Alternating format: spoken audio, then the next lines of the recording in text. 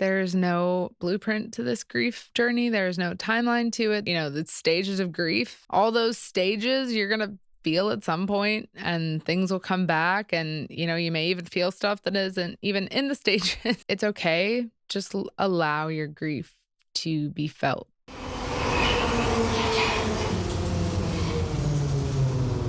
Welcome to Grief City. Don't know how we ended up here. Blue sky, sunshine, it was all clear. I'm surrounded by all my worst fears. Yeah, it feels like a ghost And town. remember, if this is your first visit, you are not alone. Welcome to the Grief City podcast. I'm Nuella, and I'm so thankful to have you here today. Every time I open up an episode, I truly mean that from the bottom of my heart. I just feel so much gratitude to know that we're never truly alone in this grief journey, and to know that there are people out there that understand all the complex emotions that happen and just all the things that come up when you are missing a loved one. And I know I can't carry your grief just as you can't carry my grief. But I hope that you feel supported when you listen to this podcast. And I hope you know that you're never truly alone in this. It's a privilege to get to share my grief journey with you. And it's a privilege to get to hear from you guys about your own grief journeys. I'm very, very grateful for it. So thank you for being here. So today marks the end of season 2. We are wrapping it up today. It's kind of crazy that we're already at that point. It's hard to believe for me, but it has been a really special season. Before this season, I wasn't going in seasons and I was doing audio only for the podcast. So this has been really special this year because we've done video for everything. Thank you to my wonderful husband for this glorious setup. And this was the first season I had guests on, which was really cool. Just so amazing to start hearing people's grief journeys and really diving in deep to that and talking about healing and all that stuff. And yeah, it's just been really special. And this season also, I started the Griefy Tips. So those are weekly, short, bite-sized episodes with just a simple tip for your grief journey. And these are just things that I've learned along the way, that I've learned from others. And hopefully, they can be helpful to you. Not everything will apply. Some things will, some things won't. So take what you want with that. But I hope it helps support you in your grieving journey. So it's been a really cool season. Really, really cool. So today I wanted to spend some time wrapping it up, talking about some of my favorite moments that have happened, and sending you on your way, I guess, after that. So this season, I started with an episode about dreams of loved ones. This was cool because it's kind of I think the dreams they feel like those signs from your loved one. And I think we all crave that once they're gone. So I personally have not had many dreams since my dad has passed away that he's been in, but I've had a few, and they're just dreams that I cherish, and I find them to be so special. I would love to have more. I hope you have lots of them too. But I'm just grateful for the ones I have had. So in that episode, I talk over some dreams that I actually had before my dad passed, and then dreams I had after. And then I also share a song I wrote called Floating in the Clouds, which was a part of Good Grief Volume 1. And that is just a pop song all about dreams that you have of your loved one and that longing to just stay in that dream world.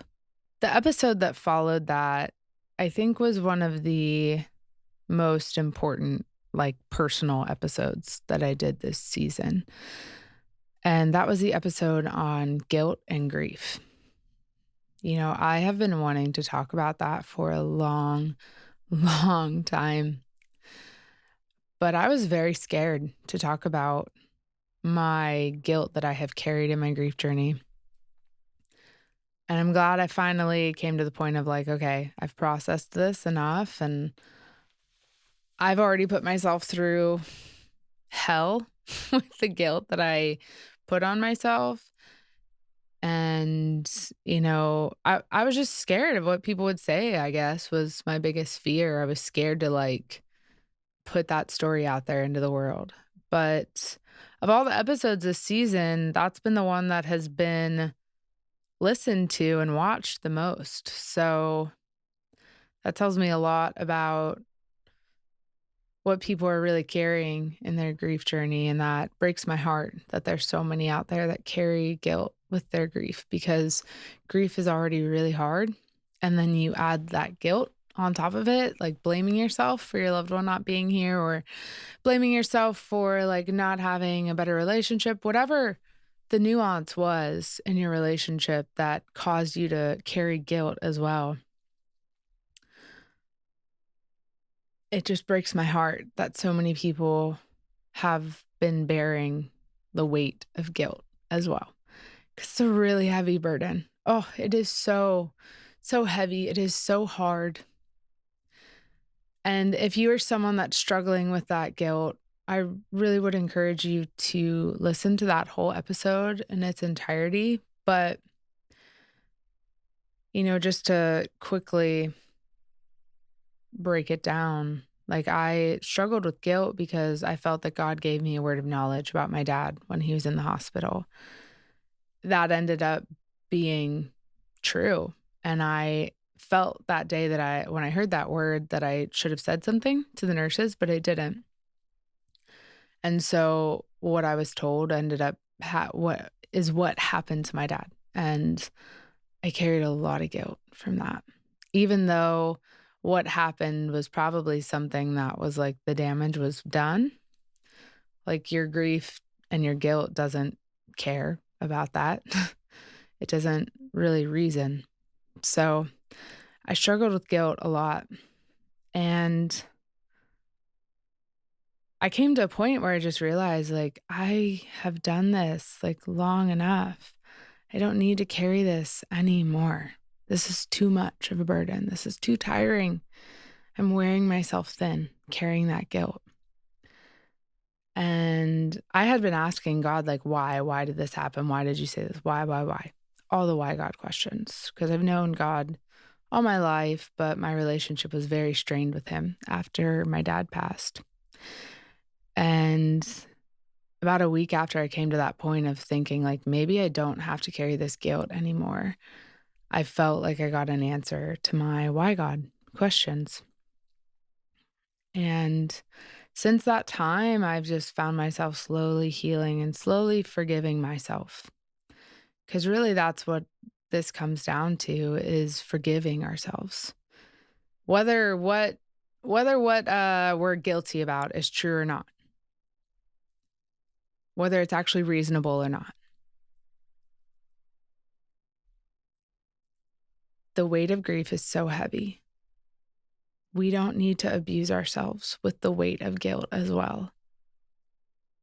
So if you're struggling with guilt and your grief, I know it's so hard to do, but I hope you can find forgiveness for yourself because you deserve to have that weight lifted off your shoulders. You deserve to find more healing.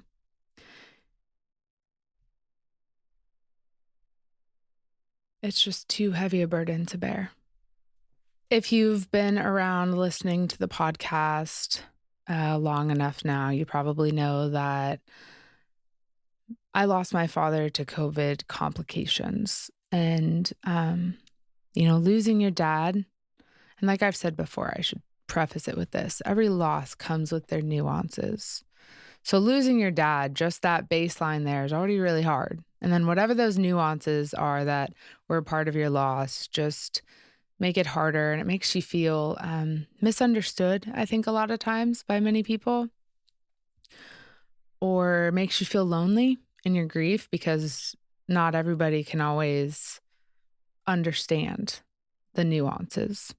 So those nuances for me were losing my dad to COVID complications. And COVID was a very challenging time, and I still have yet to really dive into some topics around that.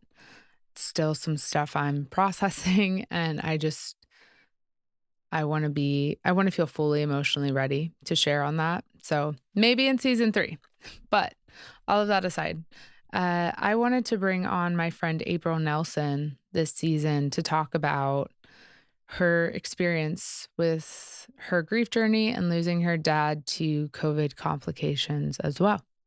So I got to have April on in the episode Finding Forgiveness After Loss. And that was a really, really cool episode.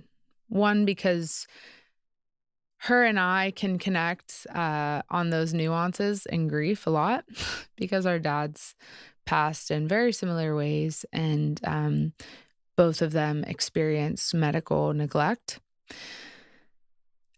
And so it was really cool to get to chat with someone that has a lot of similarities that they've had to endure in their grief journey. And one of my favorite things about April's episode was how much she shared about the power of forgiveness. Forgiveness for the medical staff, forgiveness for people she didn't even know on staff, forgiveness for, her dad, like just the whole scenario of COVID, everything going on, forgiveness for herself, and ultimately forgiveness toward God. She and I both shared in the struggle of struggling to want to hold on to our faith, because faith for both of us has been a massive part of our lives pre-loss and post-loss. It was so hard to want to keep holding on and to want to keep trusting God. And that was just a really powerful episode. A really powerful episode. And April also shared about how, like, when that forgiveness began to come, and she also, something else I should mention that I thought was really cool is she also felt like she heard a response, an answer to her why God questions. And I was really encouraged because sometimes I'm like, is this just me? Am I like a little crazy on my own island over here, thinking these things, hearing these things? But it was really encouraging to hear that she also got answers. Because my biggest hope is that if you're someone that has faith in God and you're really struggling with it, my biggest hope is that you can walk away from this or that episode and keep asking God. Because God is not a God of confusion. He loves his children and he wants to answer you. And I hope you get the answer that you need to hear. So don't stop asking. Don't stop asking for your why. Because sometimes our hearts need to come to a place of finding forgiveness or letting go of some of that bitterness that we may be carrying. And that was a big thing for April, was releasing some of that bitterness and anger that she was carrying because it had nowhere to go. And she ended up just having to take it to God. And she started experiencing more of that weight lift from her shoulders. So that was a really cool episode. If you had a loved one that passed due to COVID or COVID complications or even vaccine injury, I hope you find that episode really encouraging. I know it can feel pretty lonely with those kinds of losses because there's a lot of opinions around those types of losses. But I hope you find that episode encouraging. Then after that, I got to have on the host of Two Girls with Grief podcast, Rachel Dwyer and Kendall Rogers. And we got to talk about finding friendship after you lose a loved one and navigating that whole aspect of finding that community, finding that support, which can be pretty complex for a lot of us, I think. I know I've had my own personal struggles with it, and I shared about that in the episode. But it was really cool to hear their story of how they connected over the dinner party and how they got to know each other and how they have built this really special friendship where they support one another in their grief journeys. And it was just so cool to see and so beautiful and so encouraging as well, because I think, we grievers are just longing for people to get it. And we are longing for that kind of connection because some days it's just really, really crazy hard. And while there are really amazing people who may have not navigated loss yet, that are incredible support to grievers, there's just something that just feels so connected when you get to meet someone that knows loss as well. So if you have been struggling with finding that community, finding that support system, I highly recommend checking out that episode. They share some great insight to finding community. And something I really loved that I remember Rachel mentioned about is, it's really hard after a loss to want to try and put yourself out there. But she was talking about how important it is to like take action and start, trying to find a group to be a part of. Maybe go pick up a new hobby, go do something in your city. As scary as it can be, try to take some action because that is like that little moment where things can begin to shift. And it doesn't mean everything's going to get better and you're going to find your griefy best friend right away. But those little baby steps of action that you take are so crucial to finally finding those friendships that are so supportive to you and you to them as well. Because I always think about, like, I think all of us grievers, we're always looking for that best bud, our griefy friend or friends. So there is someone out there looking for you, just as you are looking for someone that's out there who gets it as well. So don't lose hope in that. Keep trying, keep putting yourself out there. I know you are going to find that friend. And personally, like, I am going through that right now too. And I can attest to that. I actually have met a few people that have experienced the same kind of loss as me recently. And I'm so excited. I'm so excited to get to invest in those friendships more and see where those friendships go. I'm so, so thrilled. So do not give up on that. There are people out there, your people are out there, and they are waiting to meet you. I can promise you that. I started noticing like a bit of a recurring theme this season around the topic of healing and strength, resilience, courage, all that stuff. And I feel like I still haven't fully processed all that yet. But we're processing.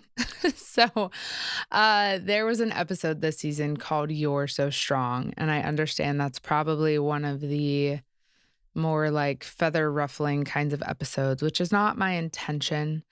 But my heart is to kind of shift how we view ourselves as grievers and how we view some of the things people may say. And don't get me wrong, like there are definitely inconsiderate things that people should just not say at all to someone who's lost a loved one. And I have definitely fielded many of those things after my dad passed. But I started exploring this topic of, or I should say, exploring the phrase, "you're so strong." This is something I've been thinking about probably the last 2 years. And a lot of people get very offended by this phrase. And I was one of them at the start of my grief journey because I just felt really weak and horrible every single day.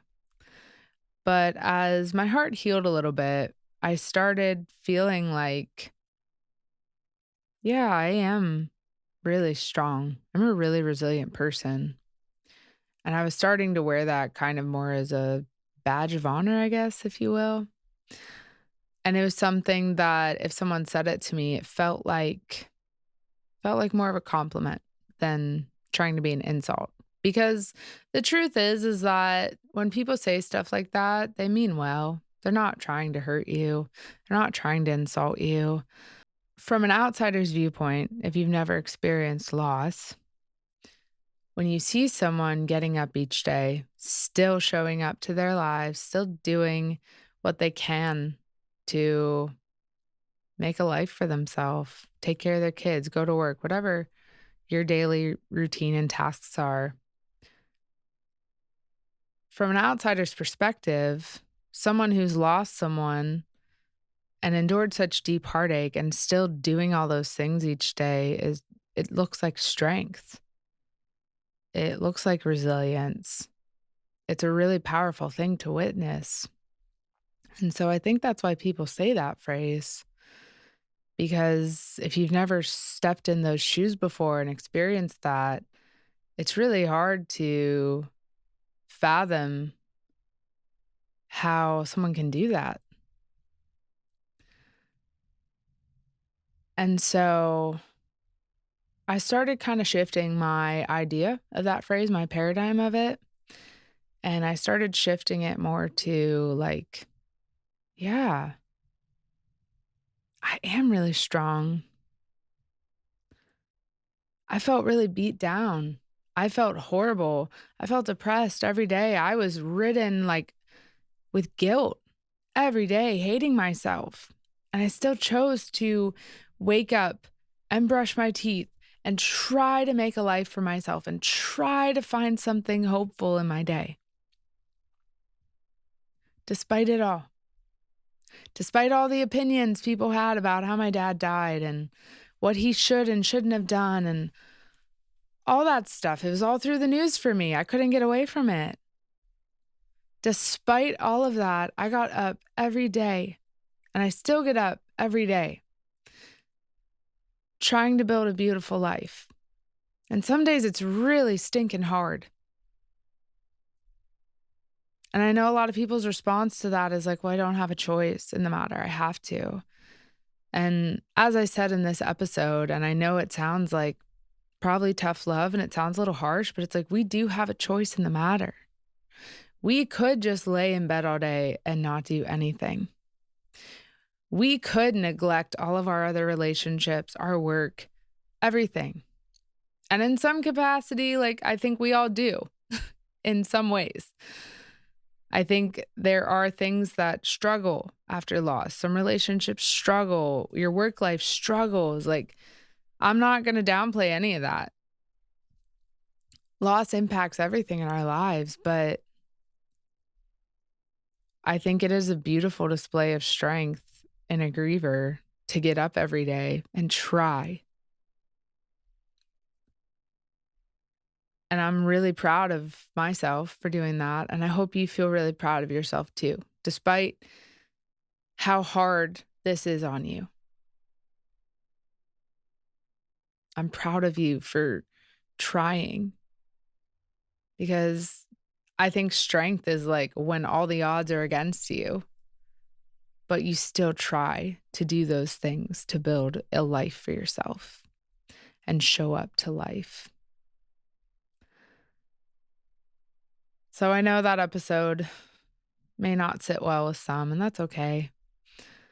And to be clear, like I'm not going around telling people they're so strong because I understand that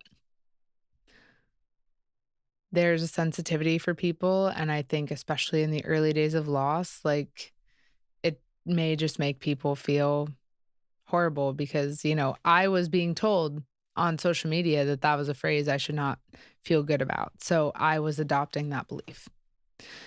So because I know it's a sensitive kind of, it's a phrase that people feel very sensitive about, like, I'm not gonna go tell someone that because that would just be insensitive. But in that episode, I just was sharing my experience with it and sharing kind of, a reframing, like, reframing the thoughts on it, I guess is the best way to put it.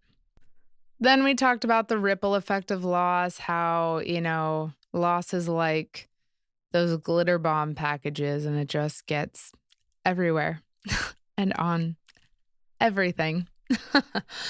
You can't get away from it. And somehow it's really beautiful, but it's also so frustrating.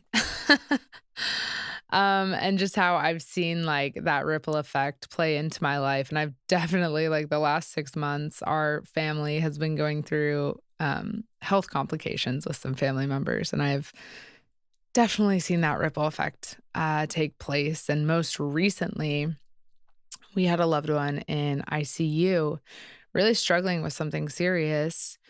And my husband was up there, and I was going to take something up to my husband, dropping it off at the hospital. And I got off the elevator. Still gets me emotional now. And I walked onto that ICU floor, and I was starting to walk the halls. And it just reminded me of when my dad was in the ICU floor. And then I saw a patient on a ventilator through the glass wall, and that just broke me.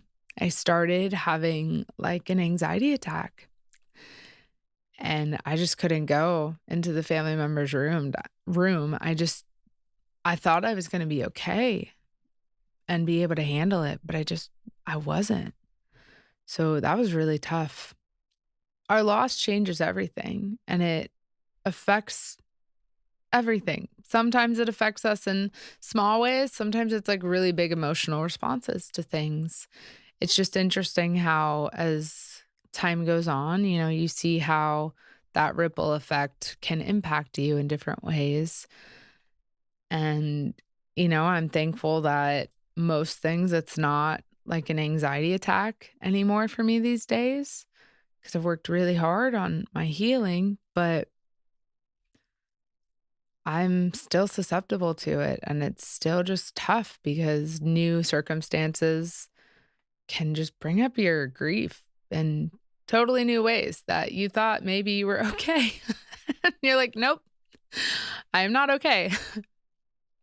And, biggest lesson, and I feel like this is something I already knew, but a big lesson I took away from that moment in the ICU was like, okay, like grief may pop up in really, really big emotional ways for me like this in the future still. And that's okay. I'm always okay with that reality. But when it comes up, it's just important to sit with it and allow myself to process it. And I think I'm getting pretty emotional about it still now. And I'm still processing it in many ways. But it's okay. It's okay that those things come up. You know, there's no blueprint to this grief journey. There's no timeline to it. There are no, the stages of grief. I talked about that in a griefy tip. Like all those stages, you're going to feel at some point and things will come back. And, you may even feel stuff that isn't even in the stages. So it's okay. Just allow your grief to be felt as it comes up, because that helps your heart process it and it helps you to heal and find some more peace in those moments. Then I got to have on the wonderful Natasha Smith. And in that episode, we talked about faith after loss. I have followed along with Natasha for quite some time now, and she has always been such a source of encouragement for me about my faith walk with God. And this episode was just packed with so much wisdom. This woman carries so much wisdom, so much peace, such a beautiful heart. that Natasha has and such a heart to sit with people in the most painful seasons and moments of their lives and just let them know that, like, hey, I'm here with you. So, Natasha has 2 books and she has a podcast. Can you just sit with me? And I highly recommend you check those things out. She is a wealth of knowledge and wisdom. Something else that I brought up with Natasha was about asking God why and wrestling with God, with your questions and your frustrations, your anger. And she so vulnerably and bravely shared in the episode about the response that she felt she heard from God in regards to the loss of her sister. And she got an answer to her why. And, I was already so encouraged after the episode with April when she shared about that answer she got from God. And then I was just like so stirred up and excited once Natasha shared about that as well. And again, if you are someone that struggles with faith after loss, I hope you go listen to these 2 episodes. And then I also did an episode just on my personal testimony of like, where is God in our grief after that episode with Natasha. But I hope you listen to those episodes. I hope it brings you encouragement. I fully understand why people want to walk away from relationship with God after loss. I never got it before losing my dad. I never did. But then when I lost my dad, I was like, wow, to be met with that choice face to face of like, I kind of want to just let go.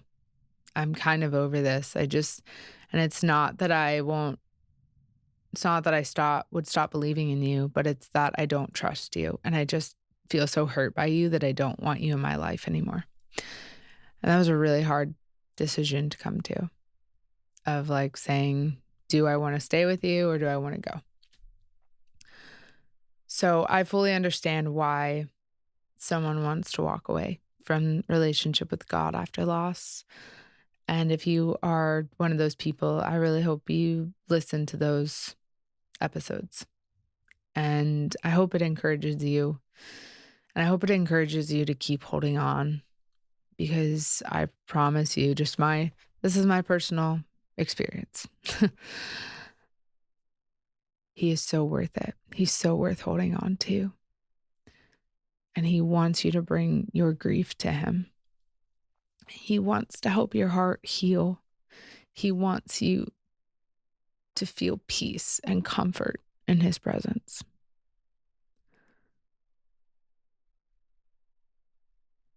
And I know Natasha is just rolling out a new season of her podcast right now. So I highly recommend going and listening to those episodes. She's just incredible. Man, there were like 4 guest episodes this season. It was awesome. I'm hoping to add some more for season 3. So after that episode, I got to have on Melvin Adams. And Melvin is someone that I have known pretty much my whole entire life. He is someone that I consider family. Like, he was like my uncle to me. And he's just always been around in my life. And it was really special to talk with Melvin because he also had personal relationship with my own dad. And it was really cool to hear stories about like how my father helped mentor and father him in his own life. Melvin lost his dad at a very young age. I believe he was 13 when he lost his father. And his father at that was also like not very present and abusive. So there was a lot of complex emotions around that. And in that episode, Melvin got to share about his journey of losing his dad at such a young age, but also the the gift of finding people in his life that helped fill that fatherly role and helped make him into the man that he is today. So that was such a cool episode. Melvin's doing amazing things, speaking with kids all across the country in schools, encouraging them, and doing some cool basketball tricks as well, since he was a former Harlem Globetrotter. So he's got some cool tricks that he can do with basketball. But Melvin's an amazing guy. Definitely check him out. Check out that episode.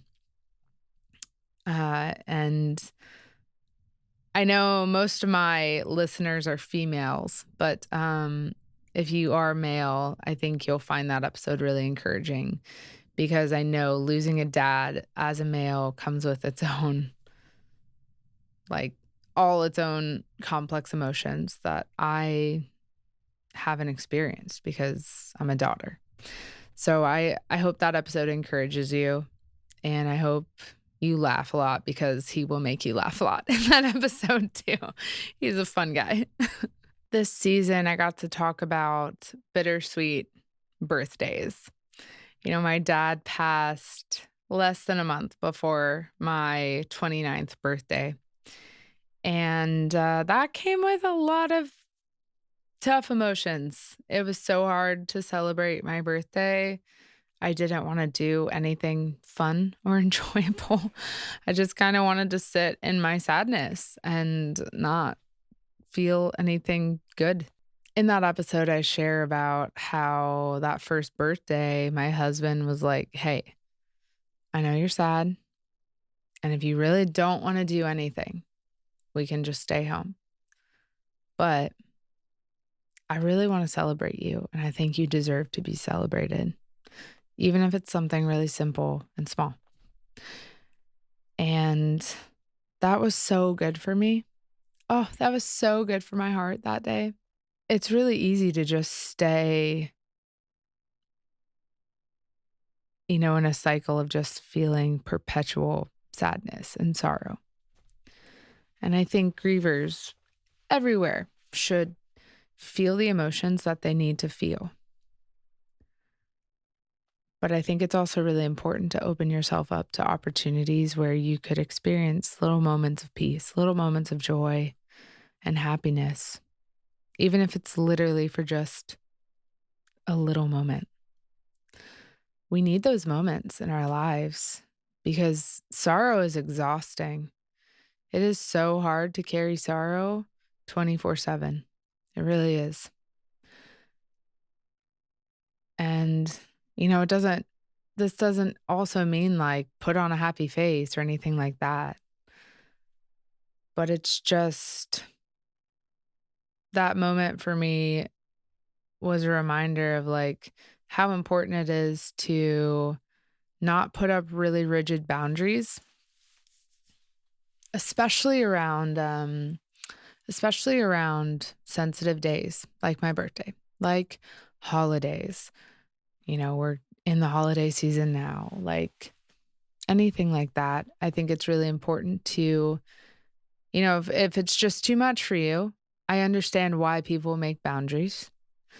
And I think you should have some healthy boundaries if you feel that you need them for these days, but don't put up walls. So you're just like literally saying to joy and potential peaceful moments, like, nope, not happening here today. We're going to sit in sadness and feel horrible all day. That's not helpful for us as grievers. So I think it's like, it's a balance of make some boundaries if you feel like you need to, but also be soft and open to, wow, maybe something special can happen today.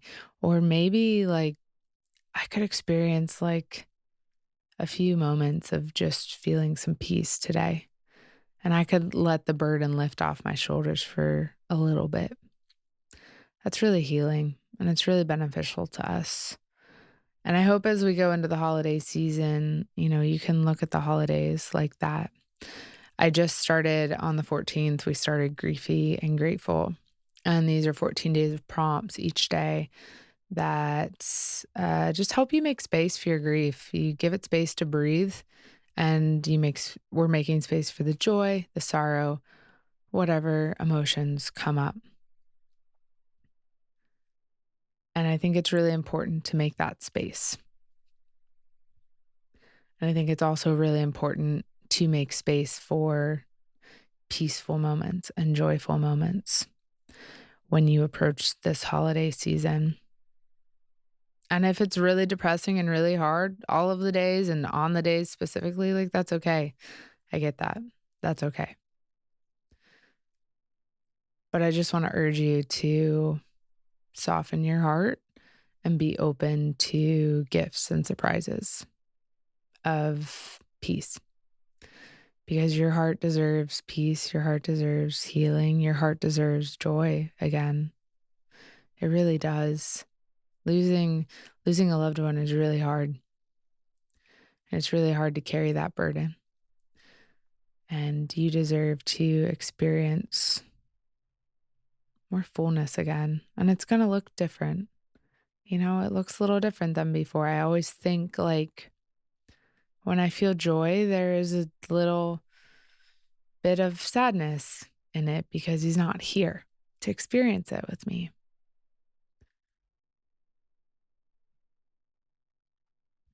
But I also still experience joy and the fullness of it because joy and grief can coexist. As weird and challenging and complex as that may sound, they do. Somehow, some way, they do. So, yeah, I hope you join me for Griefy and Grateful. It's still not too late to join. Side note. And this may even be something that you find really helpful. Even if we're not doing it at the same time, you may find it really helpful even heading into the Christmas season as well, just to prepare your heart. I know this time of year is just tender. Like I'm starting to feel it a little. Starting to feel like, I could snap a little more. I'm a little moody. Like, okay, that's my grief. Let's process. Because clearly, like, things feel heavy. So I think it's important to make that space as you approach these tough days in the year where you miss them even more.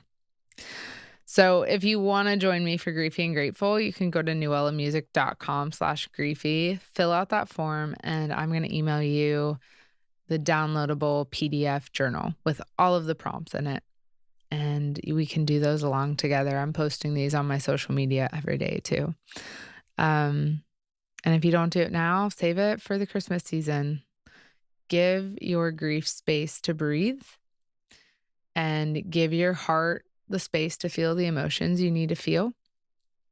But also, I hope you allow yourself to be open to the joys that could come into your life and the peace that could come into your life.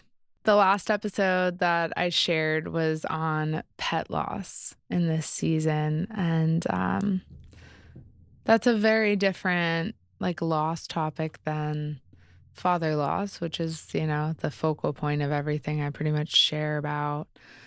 But it felt like it was time to share about pet loss of our boy Poe, our blue-nosed pit bull who we lost last Thanksgiving. So I've had almost a whole year to sit on it, process it, and kind of think about, what I wanted to say about pet loss. Pet loss is so hard. It is. They are your little companions and your little family members, and it is so stinking hard to lose a pet. And also the complexities of welcoming in a new pet. Like we now have our dog. It's another pit bull. His name is Boone, except he's like this golden yellow. I think he's mixed with a lab. But then it's weird because he has black hairs all throughout his tail. So I don't know, but he looks like a pit bull. I haven't done one of those DNA tests or anything. But It's so complex, even just welcoming in a new pet and navigating all of those emotions that come up and the reminders of your dog before, and then also like just the mourning of like, well, they're not that dog, and realizing like, yeah, they're never gonna be. They're their own little personality. It's really hard. And I've definitely listen to me getting all flubbery. I was gonna say I've definitely been feeling the emotions heavier right now because we're approaching a 1 year mark without our dog here. And I miss him. I miss him so much. I hate that it was Thanksgiving Day because I was like, this day's already tender. Sheesh. Uh, so it's been nice doing the griefy and grateful exercises because I've got a lot of emotions going on this time of year. It's just tough when you're missing someone or a pet. Something that was so interesting last year. So basically, we had to take our dog Poe in at like midnight to the pet ER, and they delivered the bad news to us that, we probably should put him down. So we made that hard decision. And it was like 4 a.m. on Thanksgiving Day that we had to let him go. It was really hard. And that day we came back and fell asleep for a little while because we were so tired and so overwhelmed with sorrow. And we decided, okay, we're still going to make a Thanksgiving dinner.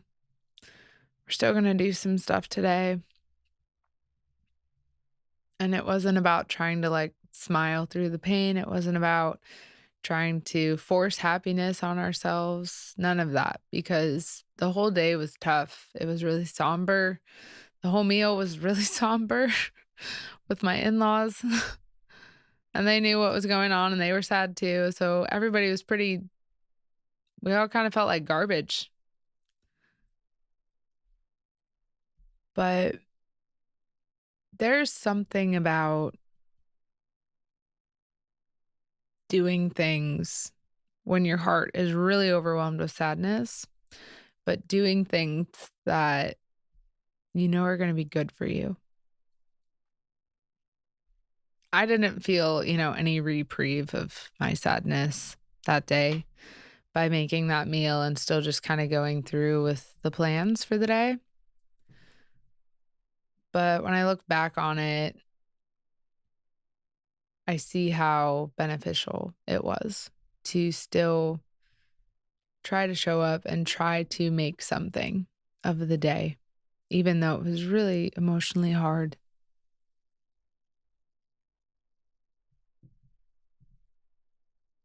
That was something I really struggled with after my dad died. I shared about on that first birthday. We tried to do something. We just got coffee and a donut. We just did something really simple. And it was really good for me, even though I didn't want to really do anything. And same thing on this past Thanksgiving Day after we lost our dog Poe. I really didn't want to do anything. But there's a lot of healing, I think, that happens in those moments where we decide, like, okay, I don't want to, but I'm going to try to. I'm going to try to open my heart to experience a little sweet moment, even if it's mainly bitter, but maybe there will be a little ounce of sweetness in there.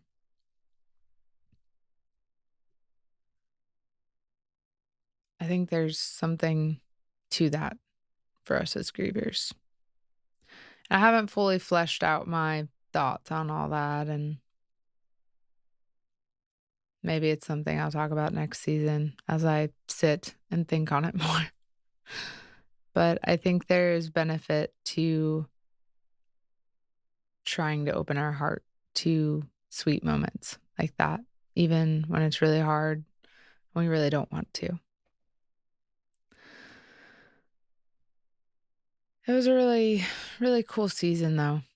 I'm really thankful for this season. I've been sharing, I should say, like, I've been preparing to close the doors on our business, Sing Text. While I love vocal coaching, it's just not my number one passion. And it was taking up a lot of my time and my energy. And I've been transitioning into podcasting and songwriting full time now. And it's been cool to see, like, as I've relinquished control over the vocal coaching business and I've started to step away from that, it's just been really cool to see more listeners coming to the podcast, more listeners to the music, to get to hear more stories from people on social media, to see like clips of the podcast getting so many views, so many comments of people sharing about their own loss and just looking for community. It's been really cool to see. And I'm really thankful to be in this season of my life where it's like, okay, I think I need to pursue what I'm actually passionate about. You know, you always hear you should do that, but life happens. We get caught up with other things and we have other responsibilities, and sometimes it's just hard. But I'm really thankful to be pursuing cultivating community um, with other grievers and creating more beautiful art about grief and loss and sharing my stories and hearing from others about their stories. Like, I am so incredibly thankful to be doing this and to be in this season of my life. And I'm so thankful to begin seeing these little bits of fruitfulness of that, like getting to have conversations with people online and all of us realizing like we're not really alone in this and there is support here. And I hope when you listen to this podcast, you feel supported. You feel seen in your grief and you feel loved. And I hope when you listen to the music that I write, you feel supported and you feel seen and you feel peace and you feel safe. Safe to share your grief, safe to feel the emotions that you need to feel. Last year, I put out my song Happy Years, which was just a song that I released about wishing I could go back to those innocent times of being a child during the holidays and being around my dad. And that longing to be in the past, but also the gratitude of the present and carrying on the legacy he's given me and carrying on and making a beautiful life still and still feeling him everywhere.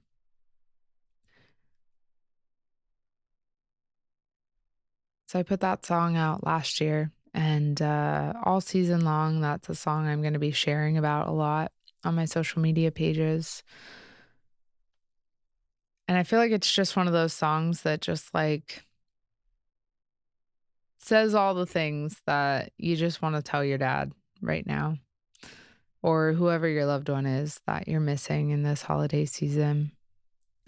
I hope that song brings you comfort. And most importantly, I hope it gives you the space to grieve your loved one. And I hope it helps you feel supported.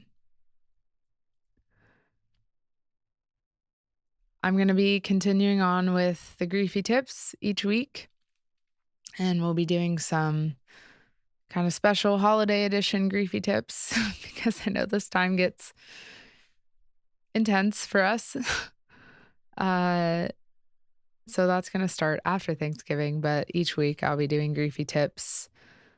And in this time, I'm going to be finishing up the songs on Good Grief Volume 2 and preparing to release those. I'm so excited to share these ones with you guys. They're so fun.